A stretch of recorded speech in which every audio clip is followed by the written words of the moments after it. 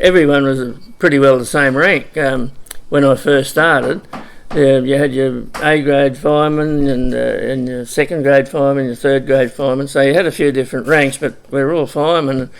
And then when they did get substation officers, well, they were an officer, and then you had your fireman. So you had your two different lots of ranks, and that went on for quite a while. But yeah, it was just a big, happy family. You had a few disagreements at times, but when you live together like that and sleep together, you soon learn to get over it.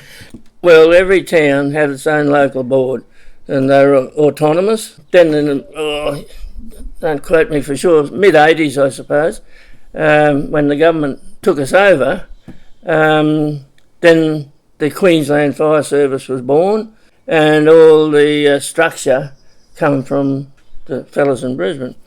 And it was good because, to give you one example, when the Mackay Sugar Terminal burnt down, they brought blokes from Brisbane with their equipment, from Cairns with their equipment.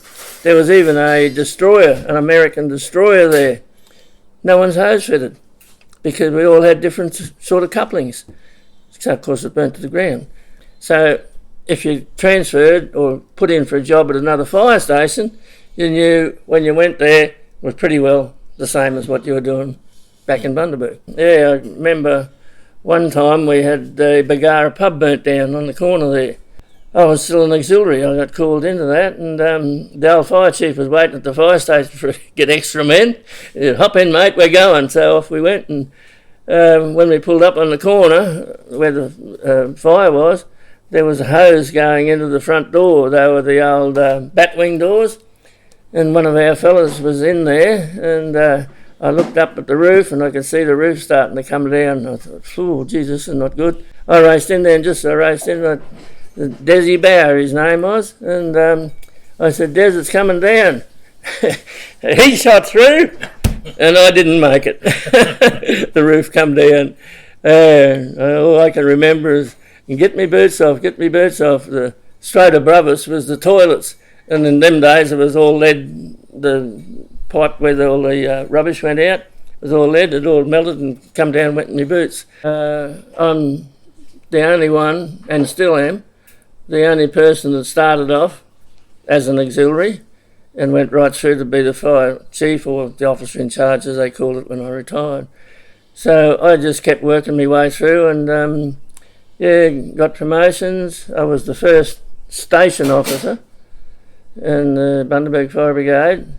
Well, I started off as an auxiliary, then went to a fireman, then went to a substation officer, and then when they called for a station officer, I put in for that. A bit of stiff opposition from fireys around the place, and I got that. Then when the old fire chief retired, well, he didn't retire actually, he went further up the line to a district officer, and I took his place then.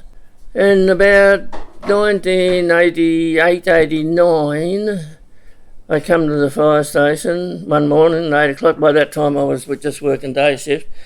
Yeah, there's all these big cardboard boxes out the back of the fire station. I said to the boys, what are these things? Where did they come from? And it was all Halmatro stuff, all the Jaws of Life and all that associated gear. Gee, none of us know how to use this stuff. We haven't never done road rescue. We go out to accidents, of course, in case there was a fire, but of course when the Queensland government took us over, they decreed that the fire brigade are in charge of all entrapments, crashes, all that chemical, all that sort of stuff. So that was a big turnaround. We had to learn all that.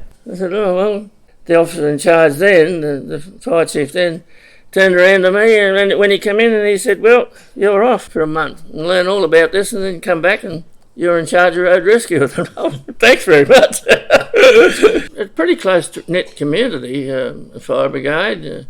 You're with each other, and a lot of times you're depending on each other for your life too. So, you haven't got to look behind your back to see if something's going to fall on you, things like that. You know your mate's behind you. The best part? I would say the best part was when we started to do road rescue.